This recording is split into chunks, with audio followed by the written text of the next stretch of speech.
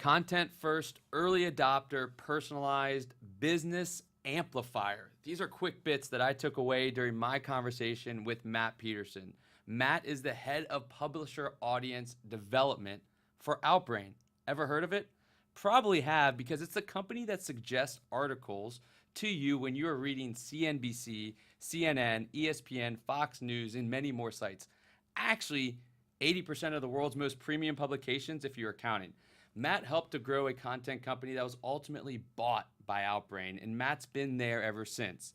Even before his early stage company, he was in content with a company called Vertical Acuity. Literally, Matt has been helping get content seen by the right people before many companies even put dimes into their blog. He understands the power of content for your clients and for your future clients, and he is helping companies ensure they get their content noticed and that it delivers the ROI they all want. Content is king. It can help build a unique brand, and Matt's here to help us use technology to accomplish this. So pumped for this conversation. This is Bridging the Gap with your host, Matt Reiner. Matt Peterson. We can go way back. Way back. I mean, way back. The backup catcher. I mean, actually, reality. I always tell the joke that the coaches were like, you were the prize, precious material, because if something happened to you and I had to go in and play, this is the whole season was screwed. It was all downhill from there. Definitely not. Welcome. This is a little bit of a different environment than the baseball field, but welcome, man. Thanks for joining us. Thanks for having me. This is awesome. I'm very excited. Yeah, you were able to come down. We made it work from New York down to Atlanta. You're up in New York with Outbrain. And it's good to be home. But it's not like you just are in New York. You travel all around the world. Barcelona. I mean, you're a world traveler. Yeah. I've made my time worthwhile around the globe. You grew up here though for 17, 18 years. Yeah. But then after that, you really made up some lost time. Yeah. By going around the globe. Yeah, I took a little bit of the gap year experience. Went to Barcelona, came back to Atlanta, now New York. So, and maybe we're seeing a new destination soon. We'll see. Yeah, you'll see. And we were talking about it before we came on air. So a plane is meant to get you from point A to point B. You're supposed to sit on it and land and then walk off. Ideally. You are a closet adrenaline junkie, and so you like to jump out of planes. Yes. Yeah. And that's good if the parachute works. Right. But so what made you get into that? And now you and your wife have cage diving. Yeah. Why? Yeah, I think the risk is what makes it fun, right? I'm not like a total adrenaline addict per se, but I think like as you have the opportunity to do these things that get your blood pumping a little bit, it's exciting. Yeah. The cage diving is more my wife's idea. I'm in. I'll do it. I think it's gonna be exciting, but like. Sharks? I don't know. I mean, sharks, you're supposed to watch that on Shark Week. Right, these are apex predators. They're coming after you. You better make sure you have no cuts on your hands. And this is their world. Like, I want nothing to do with this. Yeah, they can come into your world where you're going to see them, but don't go into their world. I guess the saying is that catchers have a little bit of a screw loose anyways for getting behind the plate. The tools of ignorance, you know? Right, and so, and you're true, you're showing the form of that from that standpoint. Well, I'm excited about this conversation. I think that Outbrain is a tool that we actually used when we were doing direct to consumer and we were creating a lot of content. That's awesome. And we've talked about it a little bit. Yeah. But I think it's one of those tools that nobody really knows about, but they're impacted by all the time. So just before we head into this whole idea of content marketing and helping people get their content seen, tell us a little bit about how Outbrain works. Yeah, so it is, we kind of joke, it's the biggest company you've never heard of. We're present on publisher sites from, like you mentioned, ESPN, CNN, Fox News, some of the biggest publishers in the world. And our whole business is meant to personalize the experience for each reader. You have different interests, I have different interests, right? So if we're on the same page, why would the same articles be relevant to you and me as the next step? And the fact is they wouldn't. Some things overlap and some things don't, but by being able to use all this big data and leveraging the technology, we're able to suss out what is the right recommendation for you versus me or somebody else at that same given moment. So that's kind of what it was built on, the foundation, and it's evolved certainly over the last 15 years almost. But the the sort of mantra remains the same: is how do we put the right content that's interesting to the right readers in front of them when they're going to be interested. So I'm going to play devil's advocate for a second, or just kind of the naive, pessimist for a second. Is I always see Outbrain content on all the pages. I rarely click on it. So I guess then how do you create success for these brands to get people to click without having to be clickbait? The only ones I really click on, and I don't think it's Outbrain content, is like, Jennifer Aniston is pregnant, right? I don't know why I would click on that, but we know something about you. Now you've learned a little bit something new. But like those types of things. So how do you get people to actually click on that? Yeah, I mean it's advertising, right? And I think as the digital landscape especially has evolved, there's banner blindness for a reason, right? Ads in their traditional sense aren't engaging. And I think Outbrain has done a better job, and native as a whole has done a better job of making it more engaging, but it's still in some way, shape, or form advertising. So the engagement is sort of contingent on how interesting are you making this content, or relevant are you making this ad to the reader. It's never going to have 100% click-through rate and things like that. Our platform as Outbrain, we're a performance-based model, so different than traditional advertising, that impression of things that you saw that didn't click on, there's no cost for the advertiser for that. So we really try to steer it so when the user does click and when we've done our job, that's when there's an exchange of value. So it's kind of like advisors that are a fee-only model, right? Where they make more money when they do better for you. They lose money when they don't do well for you. So you're sitting on the same side of the table.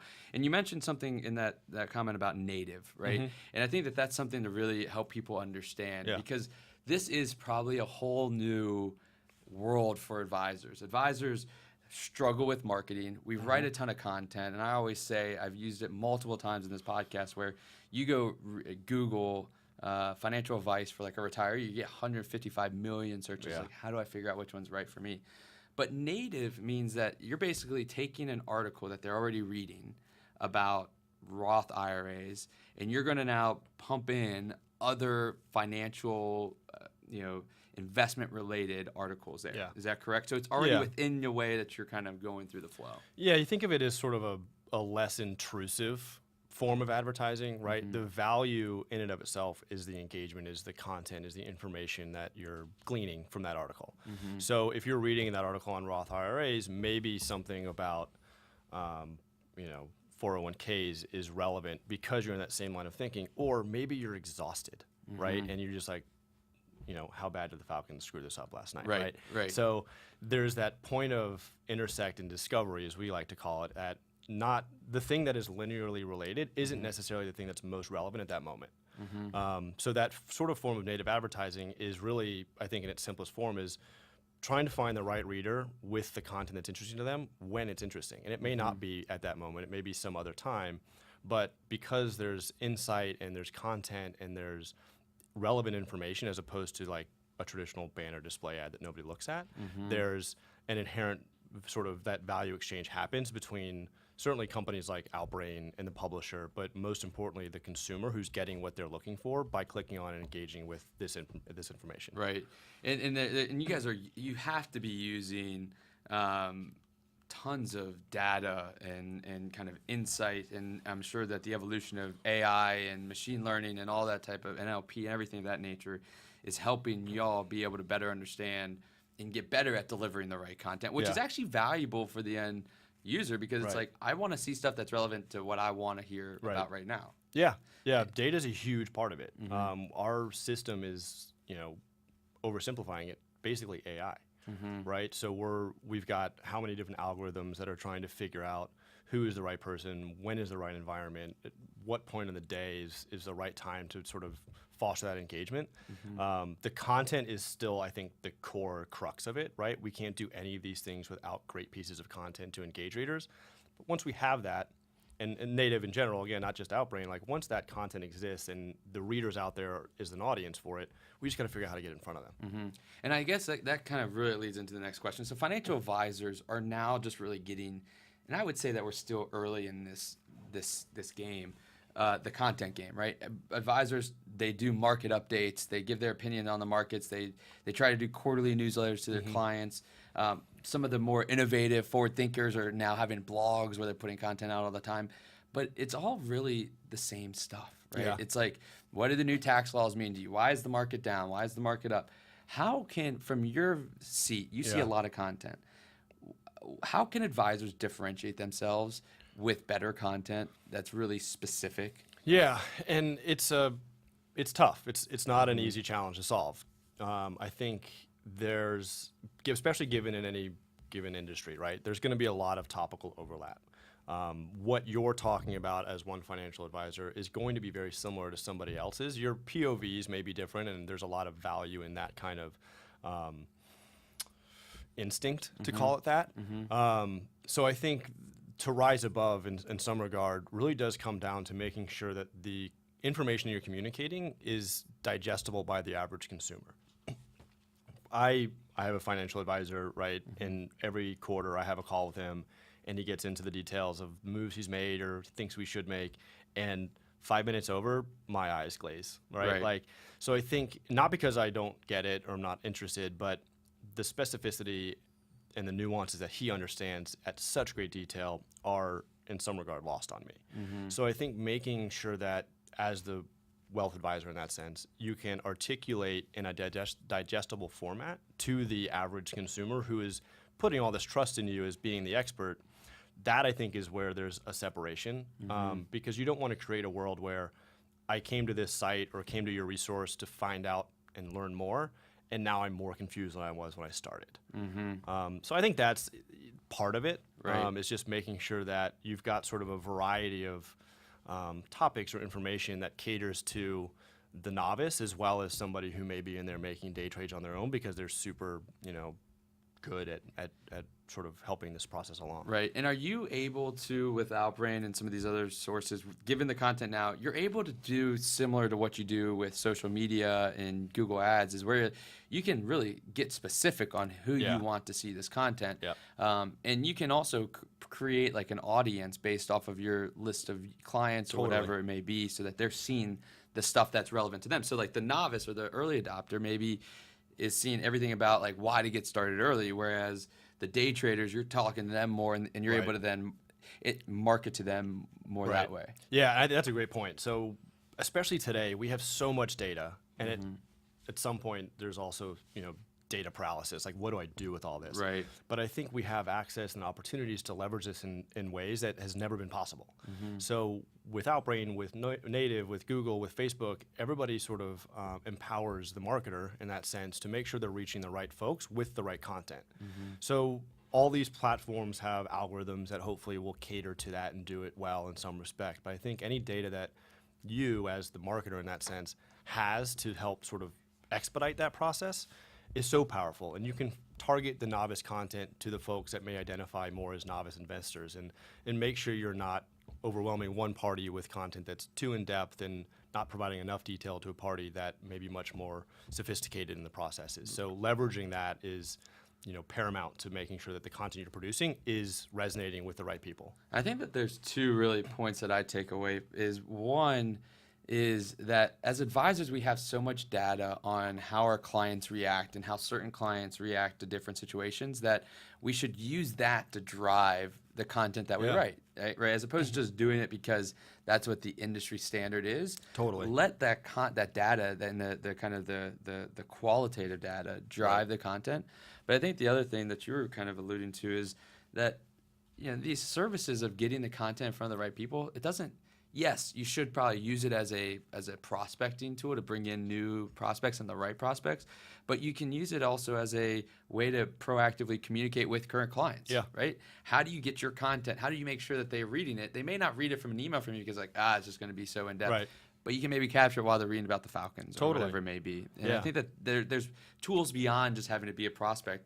It can be a relationship management tool. It absolutely can. And you have that data too, right? Everybody has a CRM or some similar system that a lot of these platforms allow you to just upload, all the data files that these are my current customers. And when they're on ESPN reading about the Falcons, target them with news about ETFs, right? It may be the right time, it may not, but I think if they engage in it, that's a very strong indicator that they've, in effect, raised their hand and said, now's the right time, and I'm interested, and maybe follow up with me about something else down the line. And you're capturing them in a moment, and it doesn't have to be. It's still personable because you're targeting the people, that list of clients that are only using ETFs. Right. So it's like, oh yeah, my advisor just talked to me about ETFs, Right. and this is weird that it's right here, and then they go in and see it, and you just are building this great like surprise and delight.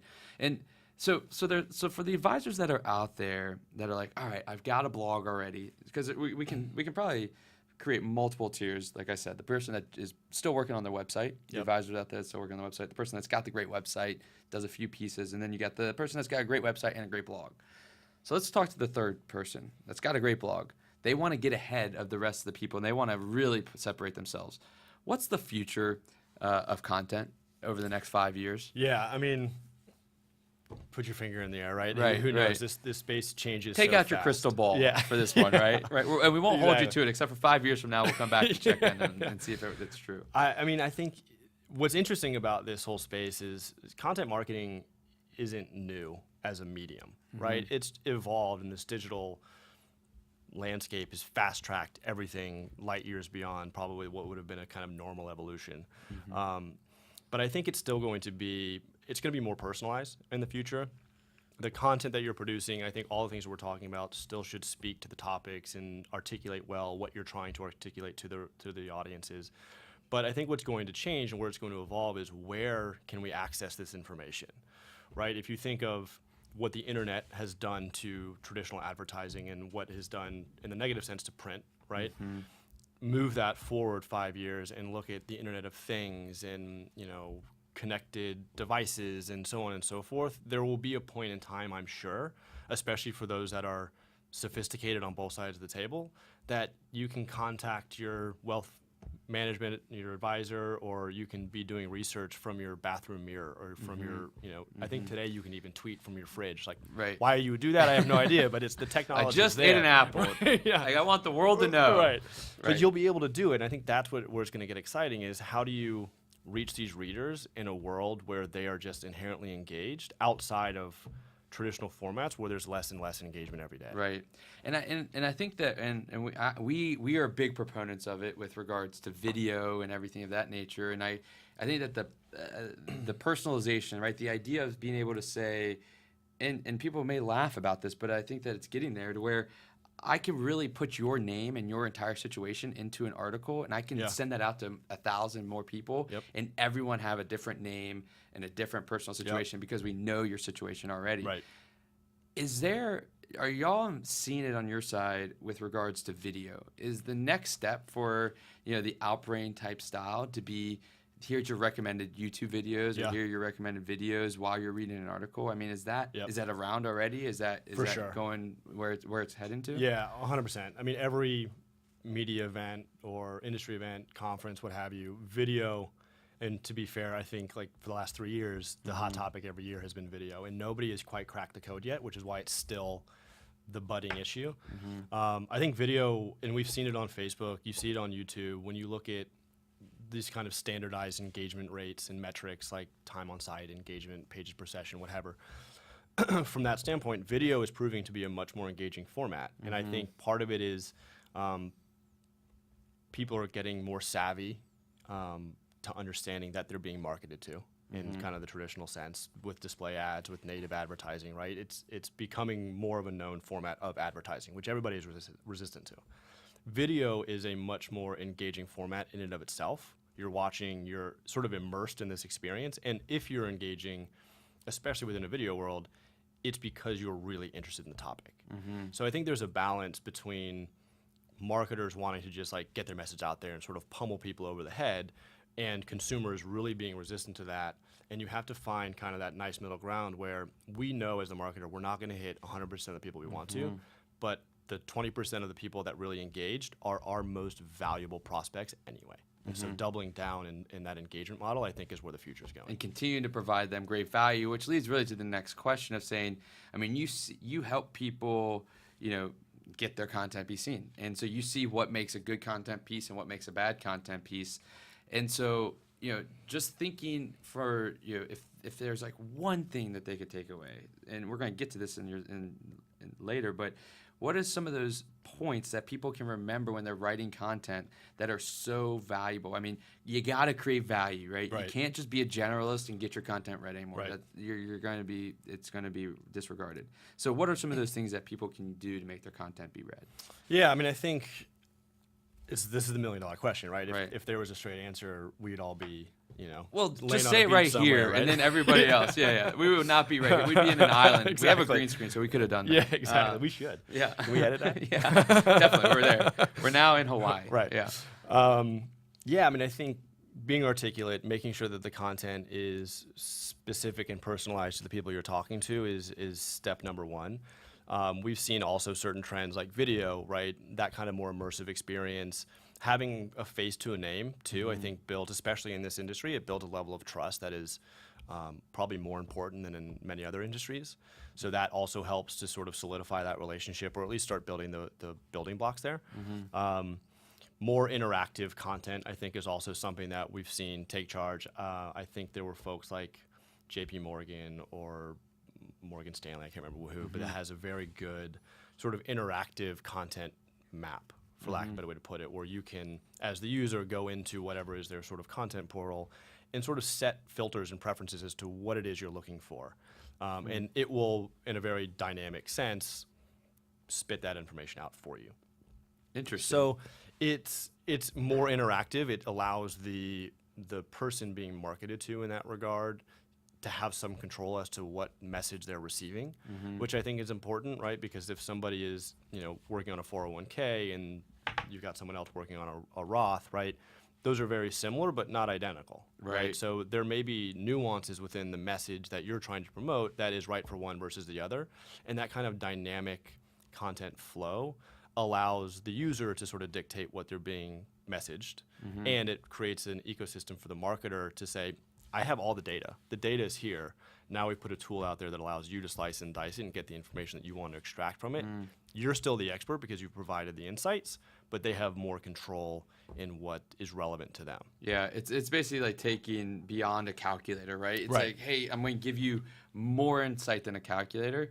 But you also said control multiple times, and giving the reader control, and I think that just goes to behavioral economics, where if they have ownership, they're going to be more accepting of it as opposed to being told what to do. If they're going and finding their own answer, then they're going to have more ownership of that, and they're going to feel more in control of that, which is great. And nobody wants to be sold to, No. right?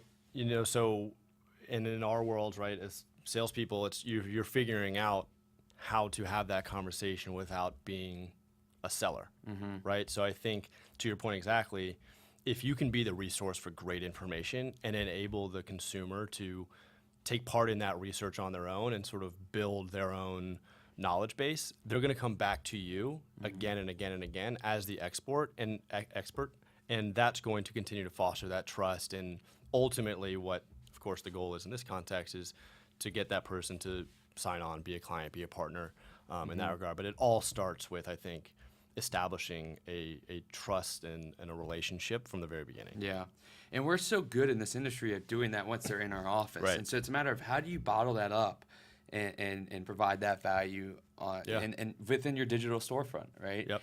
Now, when you look at, I want to wrap up with two more questions, really, and then we may go down a rabbit hole here, but when you talk to companies and you look at their marketing strategy, because I'm assuming you get some light into that, is content a big player? Why is content a big player? These are kind of molding these together, but what percentage of a larger company's marketing strategy is dedicated to content relative to ad spend? How should advisors think through, this is how much I need to dedicate towards time to write it, money to market it, et cetera? Yeah, and I think this too ties into your other question about like where's the future. I think a lot of advertising dollars are still spent in traditional mediums, on TV, on display, and run-em network buys, and all the different kind of buzzwords that go into that. I think that's shifting, because I think a lot of that, you don't have the same kind of insights. When you think of advertising and marketing in this context, it's a performance game, right? So you want there to be some level of positive ROI, and I think that's harder and harder to come by as the measurement gets better. Through these traditional mediums like display, people don't look at ads anymore, right? And people don't even watch TV anymore. People are cutting the cord, or they have, they're do through all the ads, So They're TiVo. yeah, that's the word. I cut the cord. I don't use these things anymore, right? See, now you don't have no commercials. Exactly. Can't find me anywhere. Right.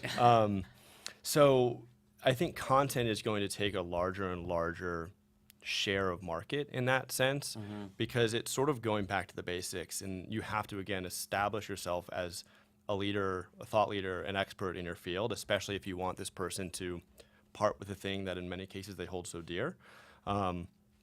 So I think it'll start to take a larger share. I think there's still some work to be done in terms of the measurement and the ROI. I say all that, but I don't want to knock Google or Facebook or these other platforms, TV, display, these things. They do work, right? And they're still working well. I just think there's going to be, over the next few years, there's going to be a shift where you have to apply kind of the scalability and the ROI that we're currently seeing within the Google landscape to content marketing, and that's right around the corner. Right. And content it's not an all or nothing, right? It fits into a strategy. Like Exactly. Facebook and Google are great for certain aspects, and you shouldn't. You have to create this kind of, we call it a core satellite when we build a portfolio, but it's like you have to build a core satellite marketing strategy. Like, here's my core strategy. I'm going to satellite off of these, and they have specific goals in each of them. Now, what I want to wrap up with is for some people to go that are really desiring to be great thought leaders or content companies. Who can they go look at? What are some of the companies out there that are doing it? And then they can be in the financial services industry or not, that are doing it the right way and are getting the engagement that companies desire. Yeah, I mean, there's plenty, right? I think that's the great news, is that there's plenty of companies out there that are starting to really do it right. If you look at Johnson & Johnson, they have an entire content hub called Baby Center, right? They're not selling any products. They are simply experts on the topics of parenting, and they provide a forum for users to connect with one another and share their stories and commiserate when necessary, right? So they've done a great job building a relationship with their consumers without actually selling them anything. But when you go to the store, you've connected with Johnson & Johnson in a very meaningful, sentimental way. That's likely the product you're going to reach for, right? So that's one example in the CPG space. I think I was mentioning earlier, like JP Morgan Chase and Morgan Stanley, as big companies, have done a good job at sort of leveraging the data they do have access to and making a lot of this information digestible and easily findable by consumers, right? If that's the way to put it. I think there's smaller, within this financial space, right? Smaller companies and folks that started out as blogs, right? Look at NerdWallet and folks like that really just started out as, hey, I'm travel hacking, and these are the best cards that I've found to use. And now it is blown into this big business. There's been acquisitions and consolidation. So I think it all speaks to, in that regard, it's just great content strategies that connect you with a consumer that down the line, especially with the acquisitions that have happened, that's the value, right? Is being able to connect with a consumer, and then sure, you're going to pitch a product to them at some point, but that's not the core relationship. It's a strategy, right? I mean, that's the whole thing. It takes time to be able to do, and you have to commit to it. And it's not like, hey, just write a blog and you're going to get. You got to have a strategy of committing and consistency with that content. Yeah, and you measure it differently too. I mean, to your earlier point, you can't look at a content marketing strategy in a short term as like, well, I produced 10 articles and I got 10 new clients. That's not the way it's going to work. It's going to be it's a long game, and you guys are the long game, well, right? That's the whole nature of this business. Right. I think that still has to hold true with your marketing strategy in that regard too. Which is somewhat counterintuitive. We are in the long game as financial advisors, but when it comes to marketing, if we don't get short-term results, then we think it's BS. Right. And so we got to change our mentality to be more long game focused. All right, let's move into buy or sell. All right, so I, as a way to try to, make this financial, I thought we had to do something financial. So buy or sell. It's a cheesy game that I like to make up. I'm going to give you. I have four statements here. You buy it if you believe it, you sell it if you don't, and then you can tell why, and then we'll go on. We'll see if you're a bull or a bear, or if you're kind of market neutral today, all right? First one, buy or sell. Companies aren't using content to its fullest potential today. Oh yeah, buy, for sure. And I think that speaks to everything we've been talking about. We're still, in some sense, in the infancy of content marketing. We haven't quite cracked the code, and there's a lot of opportunity moving forward. Which is actually crazy because you just said Outbrain's been around for what? 15 years. 15 years. Yeah. I mean, and we're still in the early stages of content marketing. Yeah, it's still very much evolving. That's mind blowing. And now it's like moving even faster because of video and access of to cameras and posting. Okay, one buy. So buy or sell, the way content is distributed today will be different than how it is distributed 5 years from now. Yeah, total buy. Yeah, this is, I think, goes back to the Internet of Things, connected devices. We've got partners that are creating their own chat bots and things like that, so you can connect with somebody without actually connecting with somebody in some regard. So there's just going to be many more ways to distribute and connect with audiences, and I don't think we've even scratched the surface yet. Which then gives another evolution to how content can be utilized, right? So someone could interact with, you could have a blog.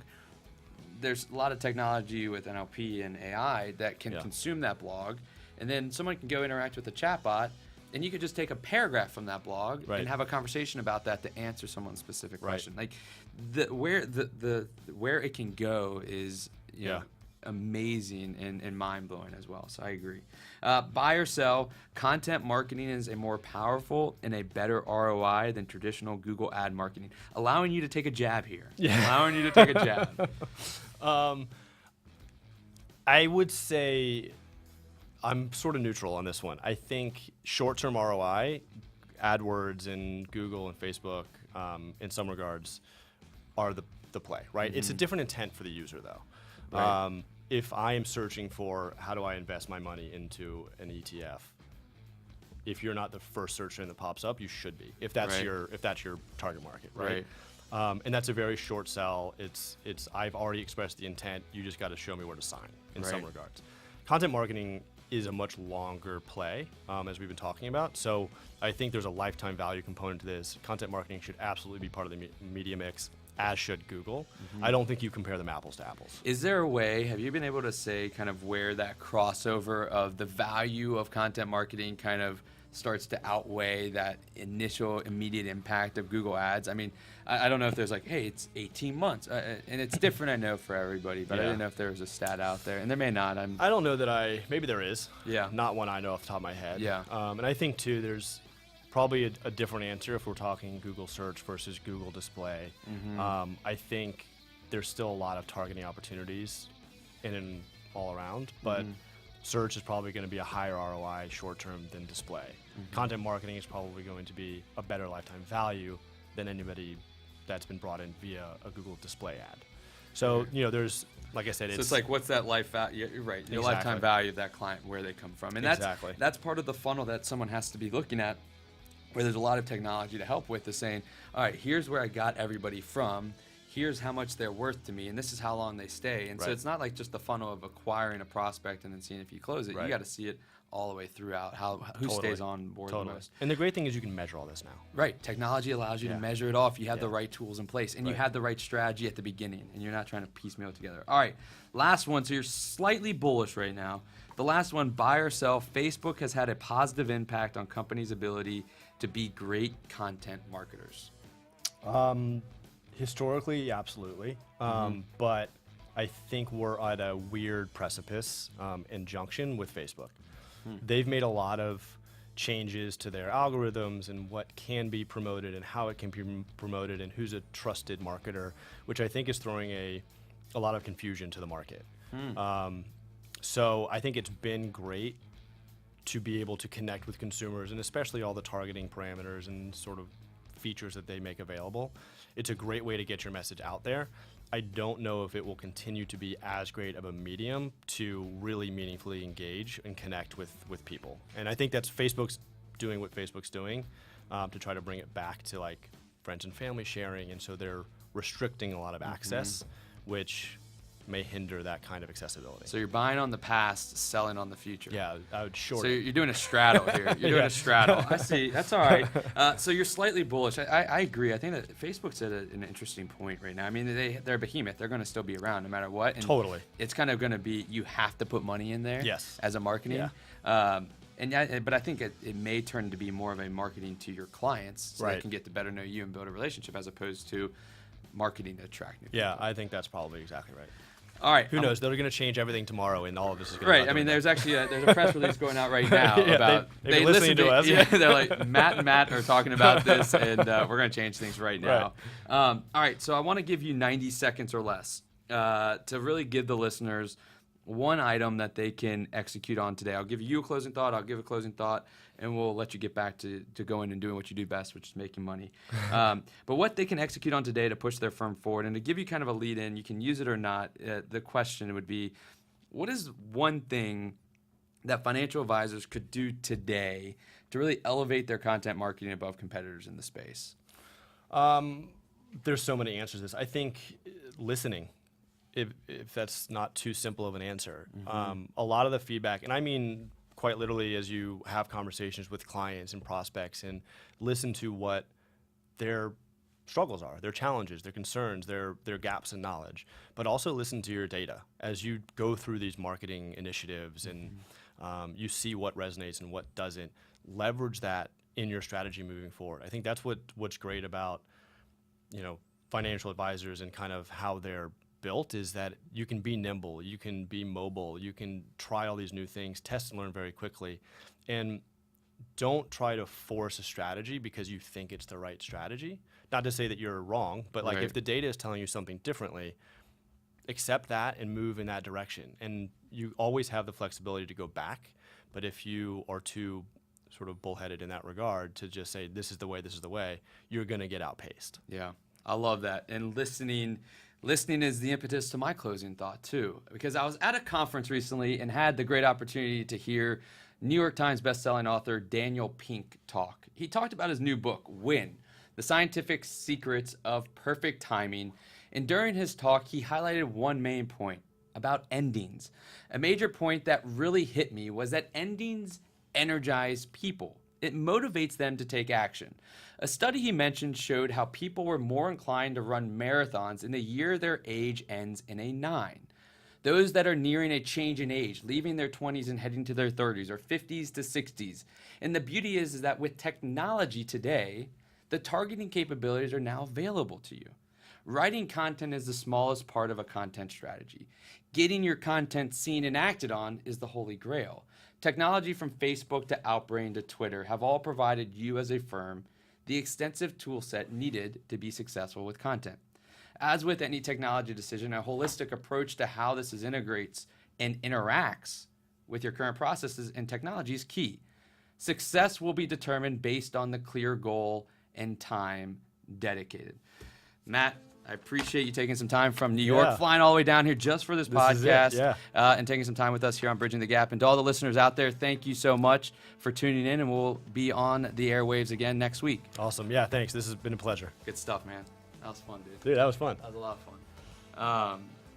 That was a lot of fun. Yeah, that was great. That was fun. Yeah. That was the first podcast I've done. Really? Yeah. It was